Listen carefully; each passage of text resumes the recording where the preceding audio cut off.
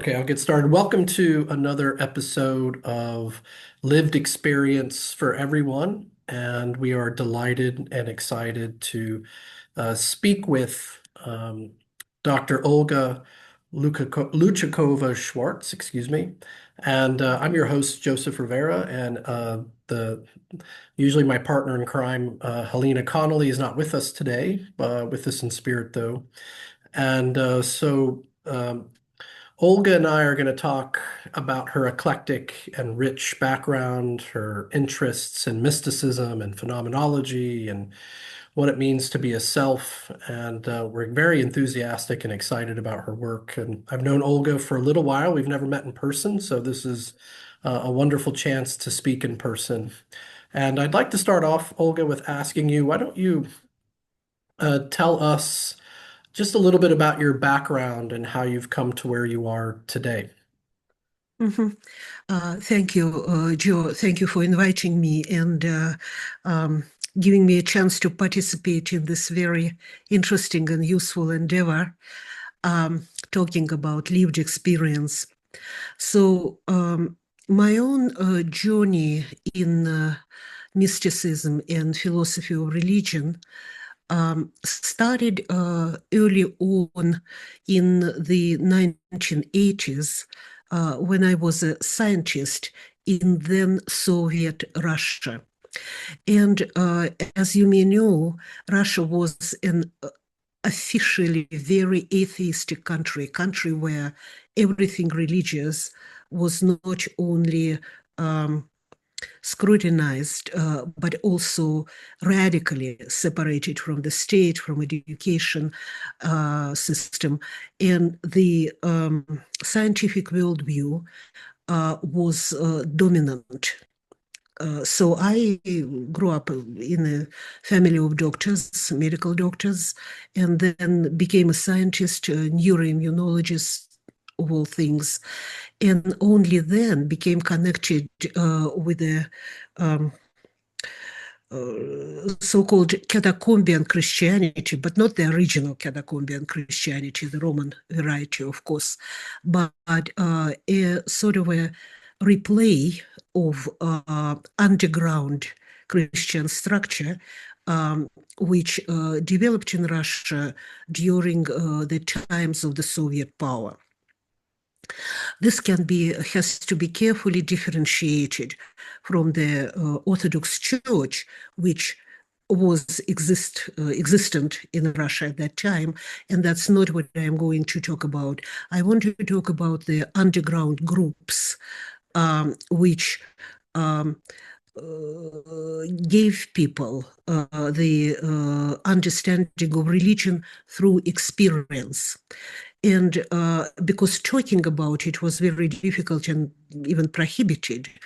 But when people started feeling and getting those unusual, not everyday like experiences of something, and these experiences gave them the sense of the sacred, the sense of the expanse of their own capacities, the sense of connection with something larger than themselves, that had to be interpreted or explained. And so, and then the religious message could come in. So in this manner, I was in a pretty unique situation, a situation in which tradition wasn't available to the majority of people. And then given several generations who grew already by the 1980s under the Soviet rule in Russia, people were getting the entry into worship, into religious understanding of the world through their lived experience, not through teaching, not through some kind of Sunday school, not by reading books or connecting with the like-minded people. So not through what is called in phenomenology generativity, the cultural transmission of tradition and the worldview, but through the immediate direct experience of the divine, which caused curiosity and then construction of the religious worldview. So lived experience became very early for me that platform about which Husserl talks again and again, and which he introduces as intuition-based knowledge in the beginning of Ideas 1. So, yeah, I Yeah. see a question coming. Yeah, Yeah. Yeah, sorry to interrupt. This is by really, all means. yeah, really culturally and historically interesting and significant. There's so much going on already in the first few minutes. I thought maybe I would back up just for the sake of no, for the sake of me and our listeners. But can you go back and talk a little bit about the catacombs Christianity and maybe unfurl or unpack that a little bit?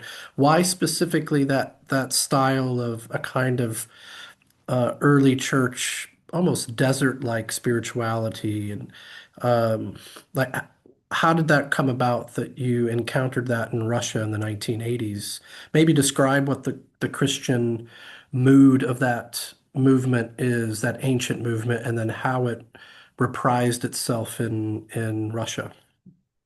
Well, I think that this is, Joe, that this is a recycling of the term just simply because in terms of what was taught and how it was taught, it was very different from the original catacombian Christianity in Rome. So it's catacombian in Russia. It was in the sense that it was underground. I mean, that the messages of mystical experience, what the elders in that system imparted on people, it had to be the practice. It's not a concept, not a message of resurrection or transcendence of death, but simply do it this way, and doing will teach you. So there were kind of grassroots elders or men and some women who used the Orthodox practice of the prayer of the heart and taught this practice again secretly in private groups in small communities. And this practice, as you know, is based on the repetition of divine name or the certain formula like Lord Jesus Christ, the Son of God alive, have mercy on me, the sinner, or simply the repetition of the name of God with internal focusing. There is an Orthodox treatise, several volumes called Philokalia, and these are the accounts of early Christian ascetics and monks who perfected this practice. And interestingly so, Philokalia consists of the accounts of lived experience again, the living God as God comes in, experienced by this practice. I have to say that in the current Orthodox Christianity, this prayer is known, and there are great authorities on this prayer, such as Bishop Callistus Ware, for example, in England. He's the late Callistus Ware, who wrote a lot about the practice itself, because it's really a treasure within Christianity, which gives one unique experiences of divine and establishes this character of inner intimacy with divine, which is very personal and at the same time transcendent. So there were people with whom you could connect, who could teach you the basic modes of focusing and various attitudinal things. I have to say that in the absence of tradition, sometimes it became very pagan. that kind of orientation of experience towards experience without really corresponding theology. And so there was a variety of theologies growing out of it. It was also hybridized with various practices from other traditions. But what's essential in it is the focus on experience. So one learns from direct seeing. And that became the foundation for all of my work. With these meditative practices, these encounters, would they always take place in a group, even if it's a small group? Predominantly, Okay. predominantly through guidance first, and then, of course, people took it into the individual practices. Yeah, that's absolutely fascinating. There's a lot of overlap, I think, with Reformation practices in the Protestant tradition Yeah, on the Protestant prayer. revival. Yeah, exactly. Yeah, Yeah, yeah. revivalisms, quiet times, things like that, that grew out of 19th century American spiritualities. And then there's a whole host of connections with early church thinkers, Greek and Latin speaking. We could probably go on and talk about that the rest of the episode, but I want to just move Yeah, towards some of your definitely. actual academic work. Your background and your own lived experience is so rich and interesting that Thank you you, Joe. have you have in recent years brought concepts to make sense of that. And one of the best sets of concepts that you feel is able to be exploited in service of clarification of what's going on is a school of philosophy known as phenomenology. Now, you are the director and founder of the Society for the Phenomenology of Religious Experience, which is a fantastic name. It is, I think, sophear.org is the website. Is that Mhm. correct? Yeah, thank you. Yes. Yeah, I'd like to talk a little bit about that. Tell us about the society, why you founded it, maybe what motivated you, some of Mhm. its activities. As an academic in the field, it's a wonderful society. I would vouch for it, and it's brought a lot of people together to talk about religious experience. So why don't you tell us a little bit about that? Thank you for this question, Joe. So, it was a long way, from the 1980s to society, which was founded in 2016. Um, but there is, in me gradually growing towards that society, um, there was an important moment when I started feeling that there are new research methods that which would allow us to capture what's going on when people have mystical religious experiences. There is definitely an interruption of the flow of the ordinary experience. Um, but what exactly was going on?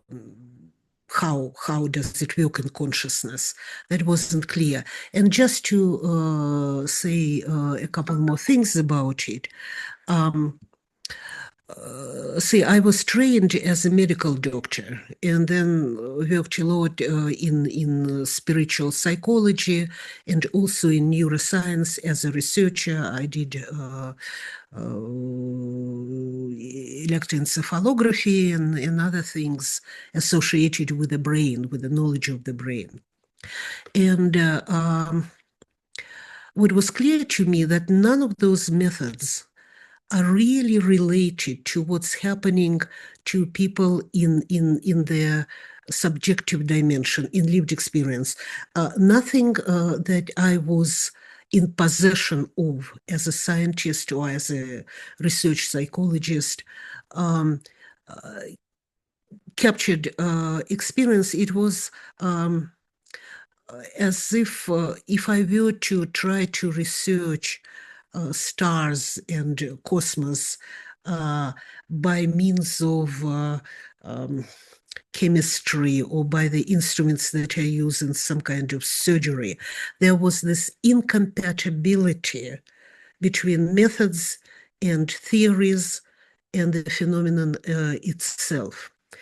And so I came to phenomenology in search of a method, in search of descriptive method that would allow me to articulate that lived experience which took place in practice or practices.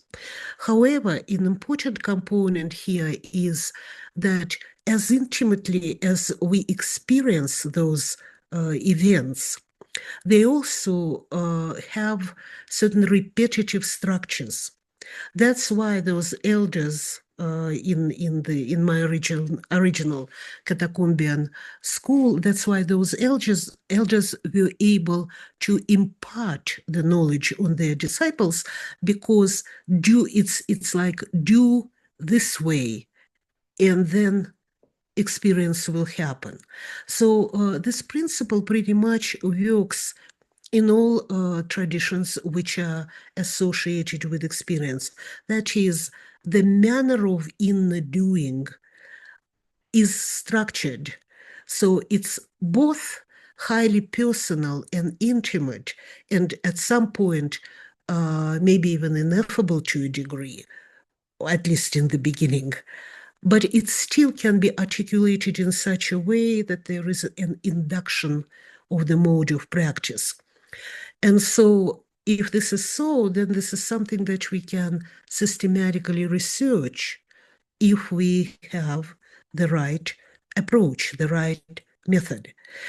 And so that was the first step in moving towards the society. And then in 2016, I had an opportunity of early retirement, and I felt like a, you know, suddenly I received freedom of doing not just science, but what I wanted to do, and not just working as a semi-underground scientist who is researching those closet experiences that we cannot talk about in academic environment, especially in a secularized academia. And so that it was just like Society for the Phenomenology of Religious Experience hatched suddenly. Now I have to give credit to a person with whom we closely collaborated at that time, because she also had that idea of the society, and so it emerged simultaneously in two heads.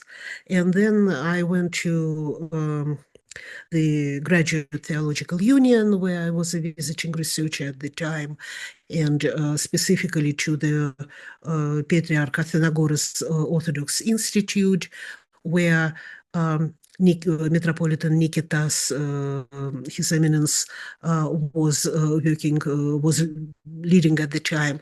And I told him about this idea, and I said, well, do you mind if we start the first conference? And then people came to that conference, who then became the group working with me in organizing the society. And then it started growing and, pretty much acquired a life of its own. But what we're trying to keep in this society is the focus on research, as an attempt to show that religious experience, mystical experience, or the experience of the interiority of the self can be studied scientifically, which is the original Husserl's intent.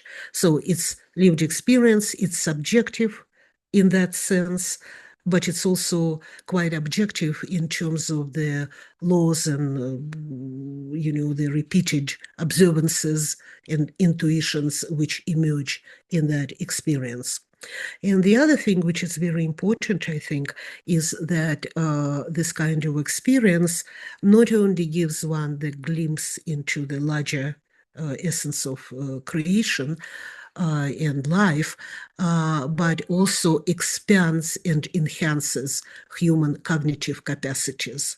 And that's why I think we cannot just disregard it, this experience, as a mystical occurrence, but we can use it as a ground for cognition and intuitions, which cross over into the sphere of science, or the pragmatic sphere certainly, of just navigating the everyday, not through ethics, but just directly cognitively.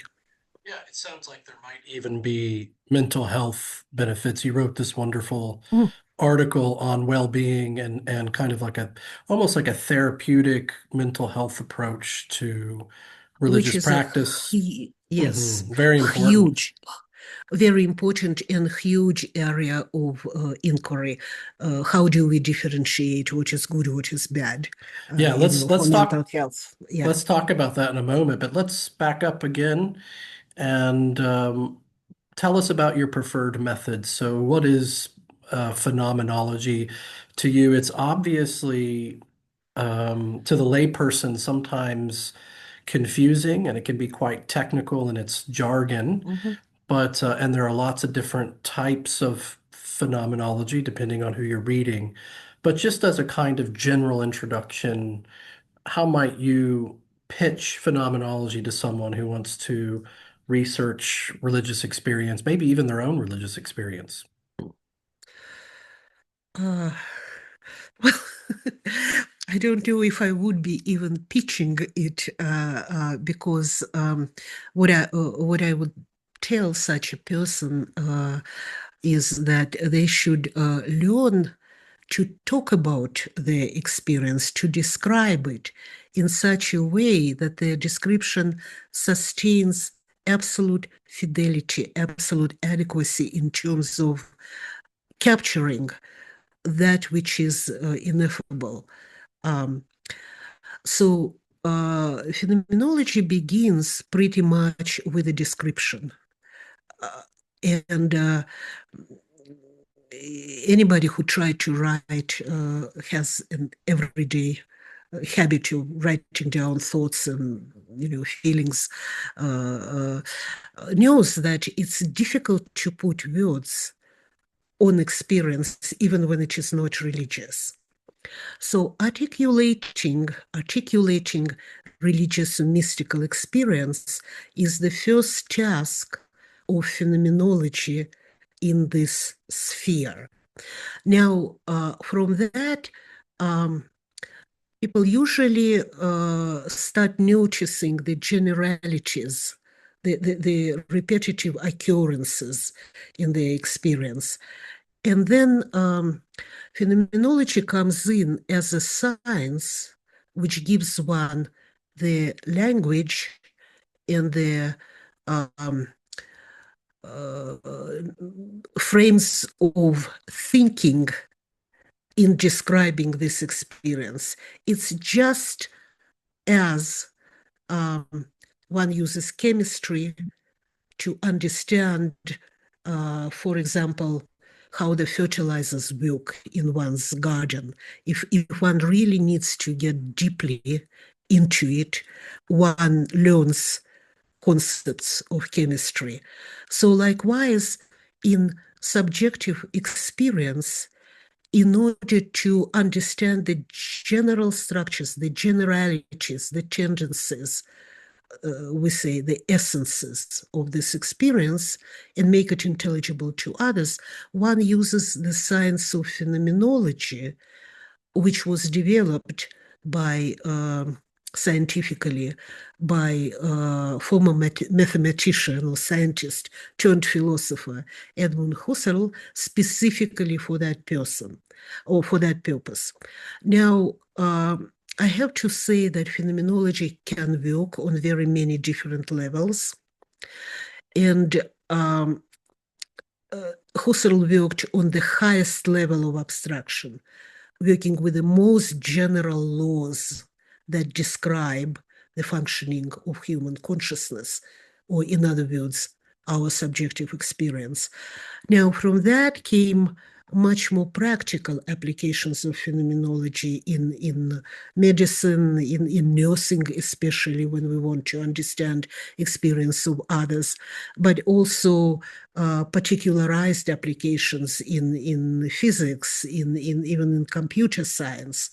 Why is it possible or necessary? Because the interface for all these sciences is with us. is human consciousness. So this is something that we cannot take out of equation in any knowledge. And so phenomenology then gives us tools to research consciousness in physics or consciousness in architecture or consciousness in nursing, which is a more sophisticated way to say that it allows us to research how the realities of physics or chemistry or nursing are given to us in a particular kind of experience. And so this will be true regarding religion. So phenomenology allows us to examine how God is given to us and the generalities of that process. So, so one can study phenomenology on different levels, and there are attempts to simplify it so that it can become a more accessible tool of research. And I paid my tribute to those attempts of simplification or more pragmatic kind of approach to phenomenology, because I chaired lots of doctoral dissertations, both clinical dissertations and research dissertations in psychology and some in philosophy. Where people try to adapt phenomenology for particular tasks or researching specific experience, especially in the area of differentiation between what is normal, which is what is not normal, so to say, in this experience. And the level of the spectrum of normality is vastly expanded due to this kind of investigations. But still, as a scientist, I like the highest, most abstract level of phenomenology. I like the rigor. I like that as a foundation of philosophy, it teaches one systematic thinking, which I have to say some scientists are lacking. And so but that's my personal preference. People use it in a different way. Yeah. And I ask as a follow-up to that, and thanks for that description of phenomenology and Edmund Husserl. It is a rigorous quasi-scientific discipline. In some of your own work, you talk about how phenomenology allows us to focus on the operating procedures of consciousness and how we experience our bodies and time um, in a way that's focused, that we look at subjective structures and that often we don't notice them. They fade into the background. We take them for granted. We just assume an object or a thing is there just as it's given. Whereas phenomenology wants to start to look at the subjective power to constitute and bring to light the whole world around us.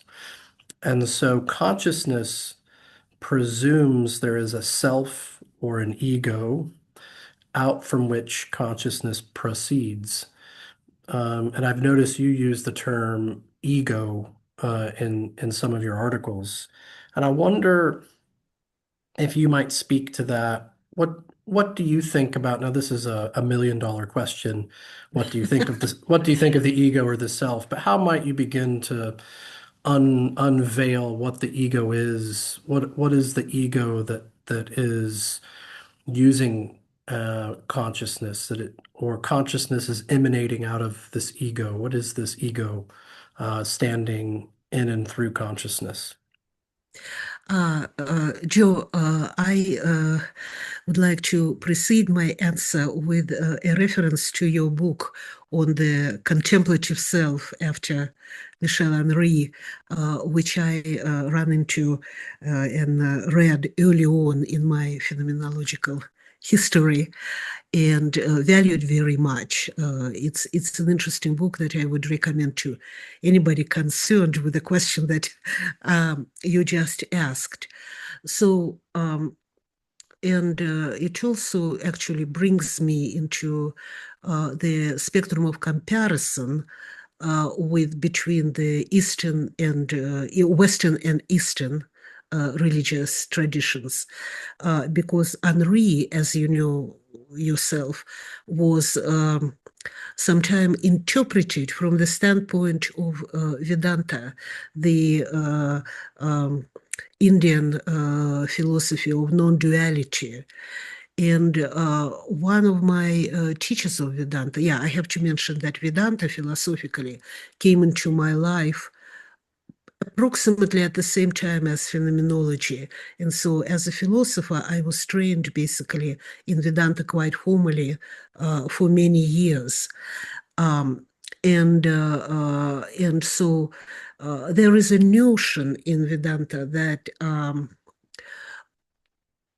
at the core, at the very core of the self, there exists something which is beyond, completely beyond our sensory or mental capacities, which we can describe as the substance at the core of the self, which is neither ideal nor physical, but something else, which is a daring thought, assuming that our descriptions of who we are largely inadequate, because we are accustomed to rather strictly discriminate between ideal and real.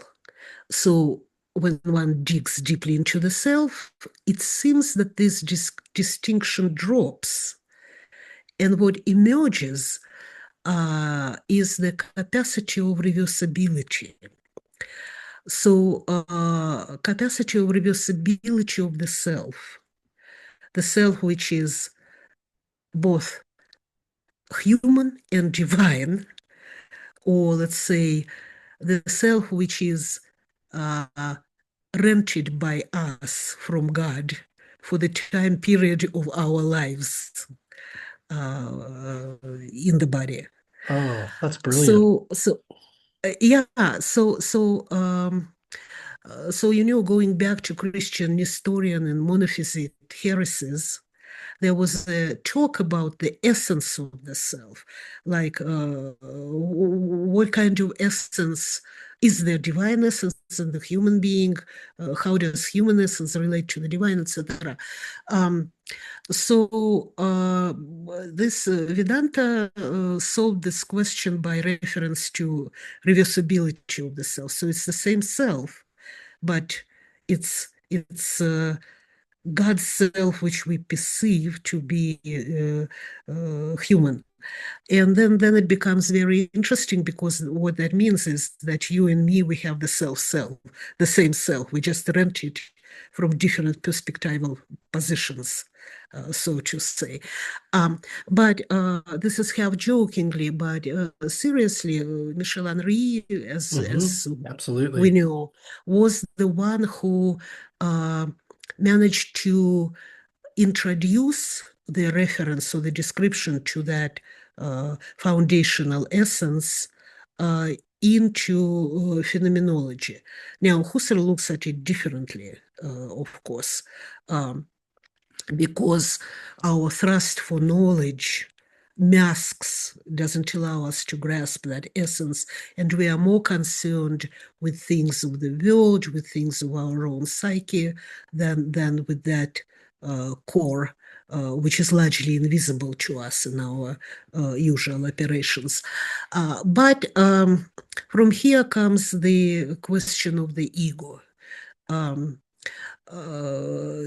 Ego is used, of course, in many different ways, and especially psychologically, ego has a lot of criticism, that we can be egotistic, but what it is actually, it's just the manifestation of the self in our daily activities and lives, and how we relate to other people, how we construct knowledge.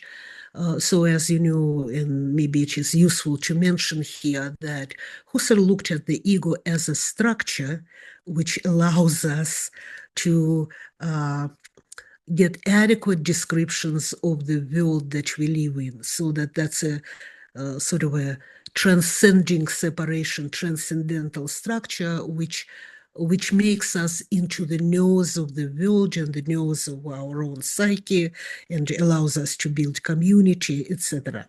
So that's in phenomenology. It will be again one of the scientific uh, uh, props that helps us to build the whole theory of knowledge. But in psychology, or if we approach the ego psychologically, as I say, we often attribute to it the features of um, sticking out in the human community as a sore thumb, as if, so we have, well, the person is egotistic, right? Or if there is something deeply wrong with this psychological ego, then maybe narcissism that comes out to it. So there is even the self-psychology in analytic or psychoanalytic psychology. There is a type of psychology which is called self-psychology, and the self-psychology, in fact, is dealing with the ego, psychological ego, and its various deviations in the process of human life. So, but underneath this ego with its different configurations, there is always that, according to Vedanta, there is always that essence, that core, which doesn't fit into the descriptions of the ego, and which has to be approached in specific way, to be realized in specific way, to overcome suffering. However, just the last footnote, there are traditions like, for example, Buddhism, which will have a different look at this situation, and they can also be understood from the standpoint of phenomenology. It's just that I don't think we will have enough time to go into Vedantic Buddhist Christian comparison fully here, but it's a very, very interesting topic. Yeah. Yes, I think there's a lot of interesting topics that world religions can contribute to when it comes to exploring who we are. What's the self? What's the ego? How do I say the word I? Um, and there's, within the Christian tradition, Michel Henry, the French philosopher I sometimes work on, he often quotes Meister Eckhart. He's a German mystic from the 13th century.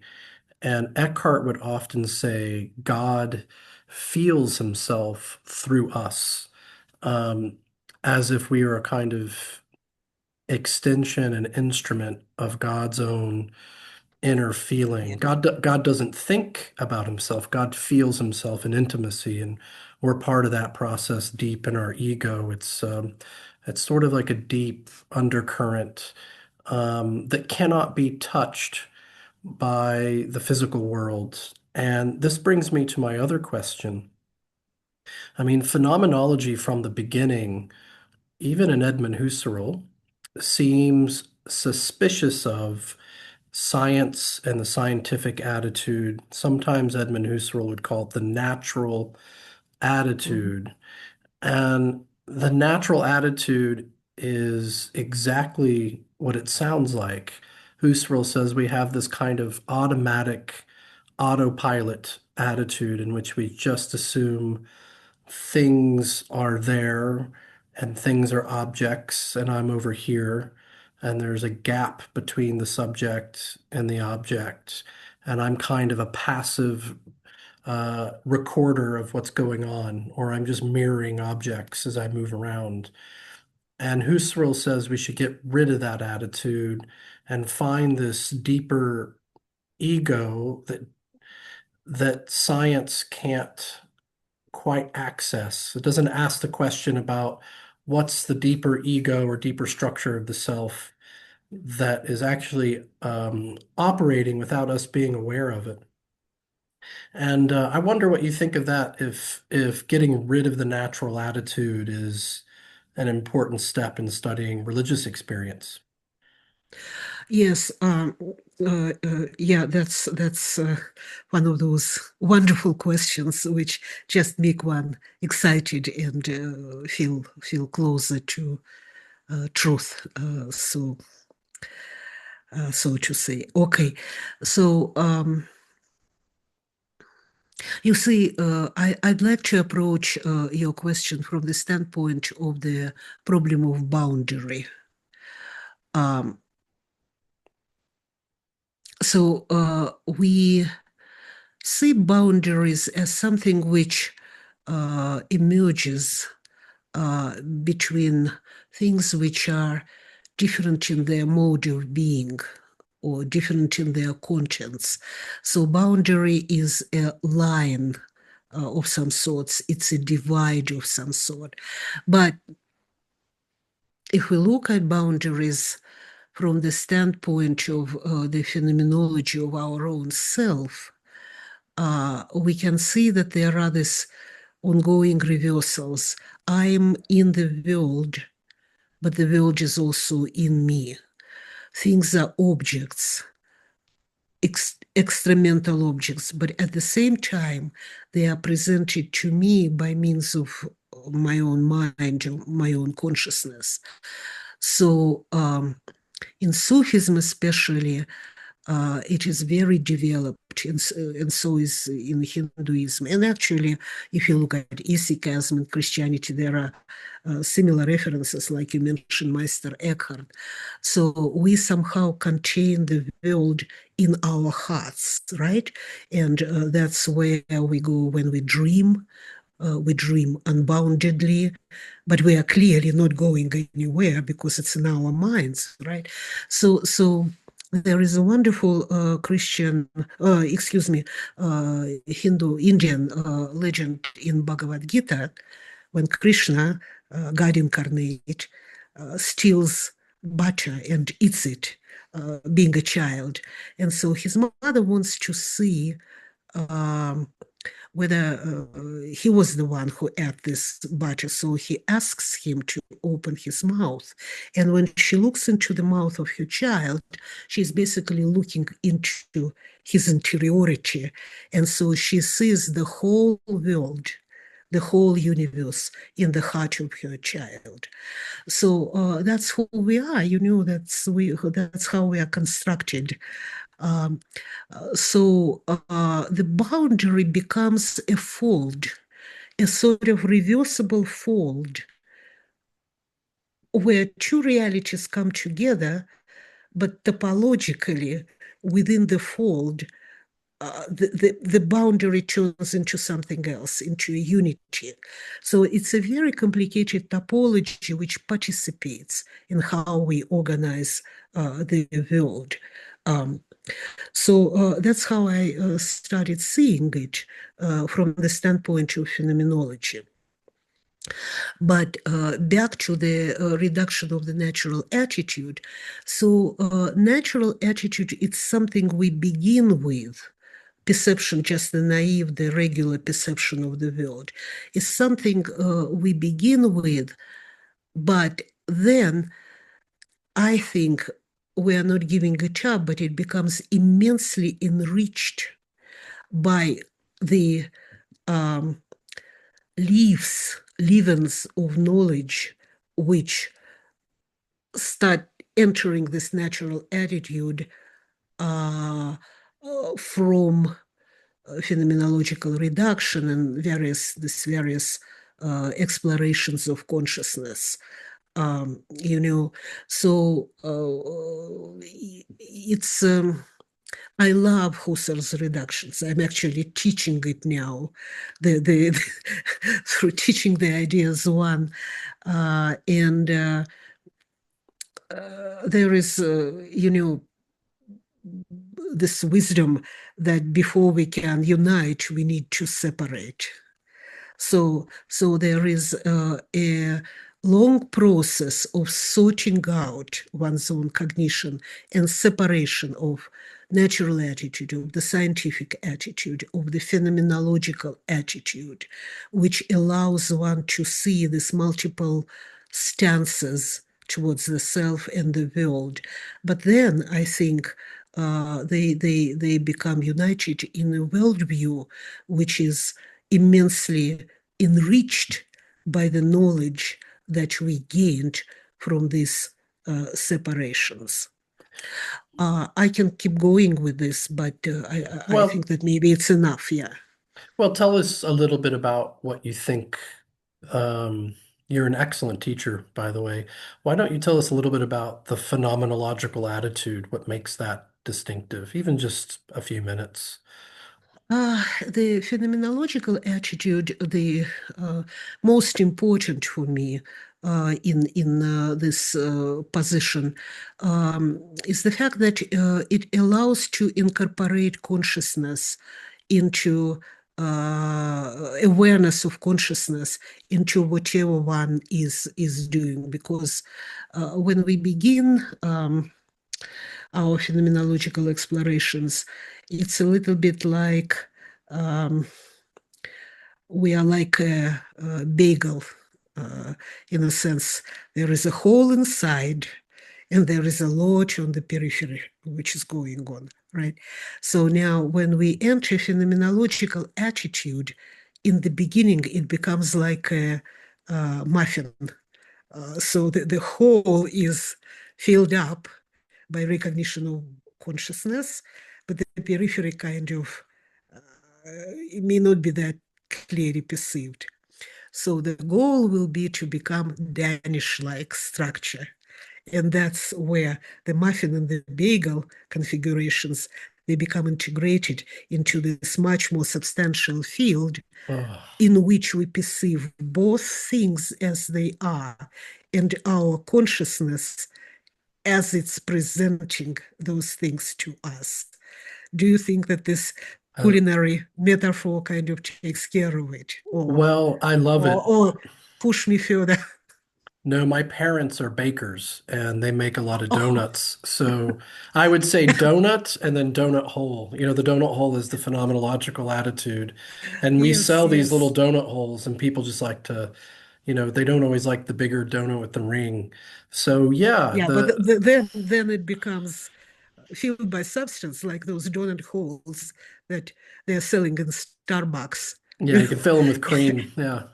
Fills with cream, but then it expands, you know. Yeah. We don't have to see that may be a little bit paradoxical, but phenomenological attitude turns into natural, like let's say, ongoing attitude in practice. Or let's say, if to bring the metaphor home a little bit, uh, meditator, somebody who sits mindfulness meditation or practices other kind of meditation, focuses very much on his or her own mind. But then that knowledge Yeah. of the interiority of the mind becomes integrated. So phenomenological attitude brings us into the venue of larger and more integrated knowledge. It just takes time. However, uh, I have also to acknowledge a sort of purism which comes in with performing the phenomenological reduction. And if we go scientifically, of course, Henri was 100% correct in criticizing Husserl's phenomenological reduction because it um, cuts consciousness basically into pieces and obscures the aspects of consciousness which are embodied and essentially where religious experience is de facto happening. So, but I don't think that we can really sort out this question within this interview because the temporality, the piece of human life that goes into this integration is quite considerable. Like in my own experience, probably took about 20 years to come to the point where I'm beginning to intuit this integration.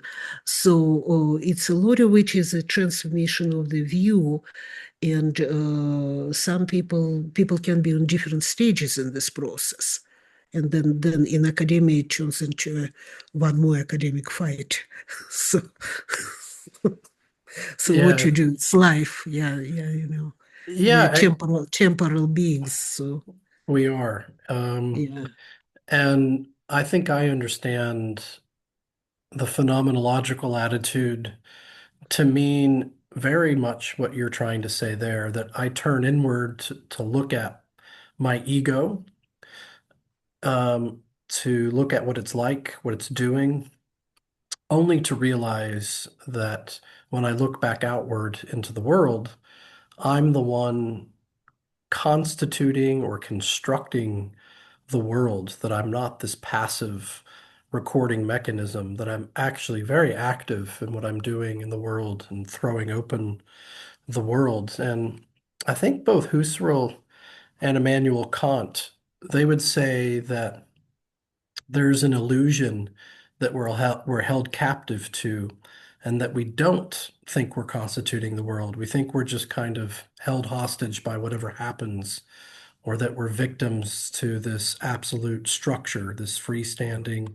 Yeah. ready-made structure that's the world out there, and that we constantly have to train Mhm. ourselves, quite literally through meditative and contemplative practice. And Husserl even talks about the phenomenological attitude. If we really enter into it, it's like go undergoing a religious conversion, he says in The Crisis of European Sciences, his last book. And I always found that confusing at first. I was like, what does he mean? And I think he just means we don't realize how much power we have in bringing the world about, especially if we don't think the world is just a collection of things, but it's the whole world of meaning in which we live and operate. What do you think about that description? You know, first, I completely resonate with what you said.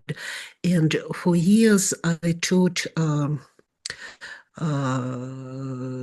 form of uh, theological anthropology in which it clearly states that the world and the mind, the culture and the mind, co-constitute or co-construct, in the sense, each other.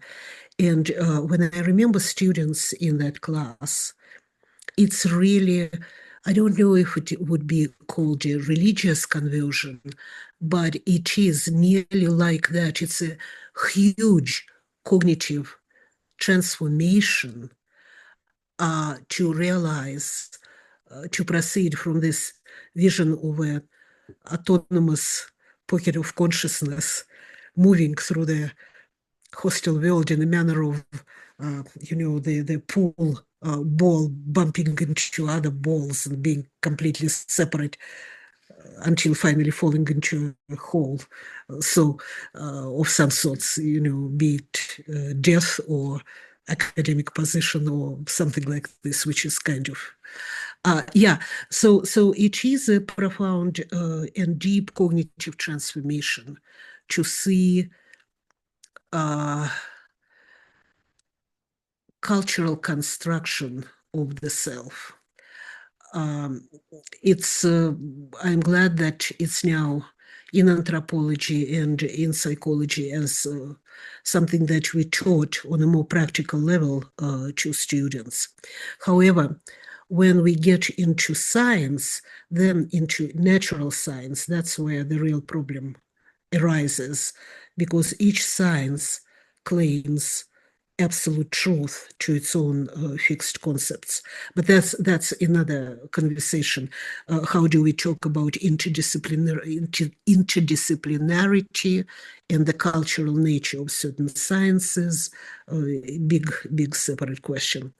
Now, so that's the co-construction. But then getting to Husserl's understanding of it and the resources we have in phenomenology, I think that we are still in the beginning of formulating those theories. And in that sense, Schutz, the work of Michael Barber, the Luckman, I think it's pronounced, are very, very important. And these are cultural theories which should not be reduced to some kind of identity theory, but should be revisited again and again, and especially by us who study religion, religious scholars, understood very deeply and implemented, because after all, like, what is religion in different cultures? When we talk about Buddhism, is it the same animal as Christianity in terms of how this animal, not just the color of its skin, but more foundational structures, its skeleton, its relationship with environment, etc. So I think that our comparative studies are just in the beginning, and they're very much connected to how to the limits of human knowledge, to why is it that God is sometimes the same and sometimes very different in different traditions. So is this complementary knowledges, can they expand our cognition?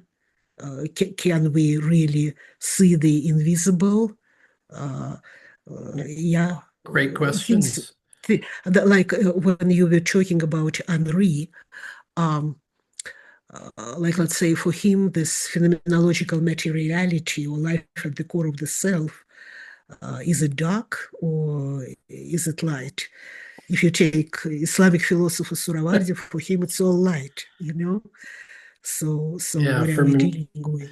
Yeah. yeah. Do you think there's a universal structure to religious experience that's cross-cultural, that's trans-religious, that you could find in any religious tradition, or are the experiences themselves so I, conditioned by the religious vocabulary that there is no real comparison?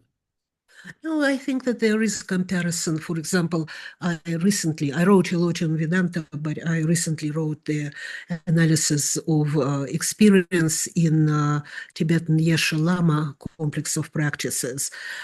So it's the same consciousness, but they focus in different directions. So there are structures, but we have to very carefully locate them. Uh, you know, it's if I take myself or I take the person is capable, 100% capable of having both Vedantic style and Buddhist style experiences, because their capacities are in consciousness. But there is certain kind of habit of the ego, the perspective to see things under a certain angle. So there was a semi-crazy, I have to say, author, Carlos Castaneda, who was very popular in anthropology and in spirituality in the 1990s or even in the 1980s. So he wrote a lot about the perspective, the view from which we perceive reality, different perspectival view, different angles.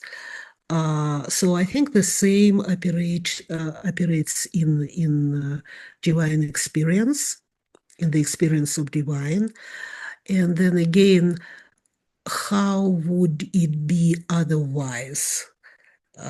Because if we conceive something absolute and universal, and we are so particular and particularized by our perspectives, so it would be unfair towards divinity, towards the deity, if we were to limit it to only one angle of manifestation. Yeah, that's So there is a structure, but there are other structures. That's how I see it. yeah. It reminds me of William Desmond's work he talks about the intimate universal. And Uh-huh, uh-huh. for our listeners out there, and for yourself, you probably know the work of Joseph O'Leary. I've done a little bit of editing and work with him, but he does amazing comparisons between Buddhism and Christianity, and he's been living in Uh-huh. Japan for years. He just published an article on a Buddhist interpretation of the Nicene Creed from 325. That Uh, should be lovely. I'm yeah, not it's familiar with that. Yeah, yeah, send it to he's me. I will. Yeah, it's a 1700-year anniversary of the Nicene Creed, which I can't. Yeah, that's an incredible staying power because we still even use the Nicene Creed in liturgies, Orthodox, Catholic, or Protestant. You know, it's also interesting because it reminds me of the place in Turkey where the Nicene Council sat Mm. physically. And then what happened afterwards, the sea, the Aegean Sea, changed its level. And so most of the structures are now under the water near the shelf. Oh, have So you been things there? like, yeah, yeah, well, Mm. things like that happen in history all the time, and not only physically, but the certain layer of knowledge goes under, or certain layer of knowledge surfaces. Um, so yeah, we are in this changing universe all the time, and that's who we are, the mobilis in mobile. Yeah, always becoming. That's wonderful. Olga, I won't take up too much more of your time. We've been speaking for over an hour now, and I usually try to keep it kind of around an hour, but we could keep going easily. I wonder if I could close and just ask you about some of your more recent activities and works, maybe what's I coming will up, be maybe what books you're editing and that kind of thing, and let the listeners know what's going on in your world. uh, uh, Joe. I'll answer very briefly. Mike Barber and I were working on two volumes of non-objects in cognition and in phenomenology, and that is going to be published in Sofia Bloomsbury series on phenomenologies of religious experience. And then I'm working on two books, one on contemplative interiority of the self, the embodied interiority, and the other one is a comparative analysis of Husserl and Suravardi, medieval Islamic philosopher for whom um, evidentiality, uh, evidence, which is a very Husserlian term. For Suravardi, evidentiality is the foundation of the whole universe, and so he has this fascinating ontology of how evidence gives itself in different domains of experience. I have to teach in 10 minutes uh, exactly Husserl's ideas one on another Zoom. So, um, Well, that's all the excuse we need to end. But the books sound really interesting. When you finish those monographs, maybe we'll come back and talk again. But let me thank it's you for your so much time. fun. It Yeah, is. it's Thank you so so much, much Olga, fun. and we'll see you Thank again you very soon. much, Joe.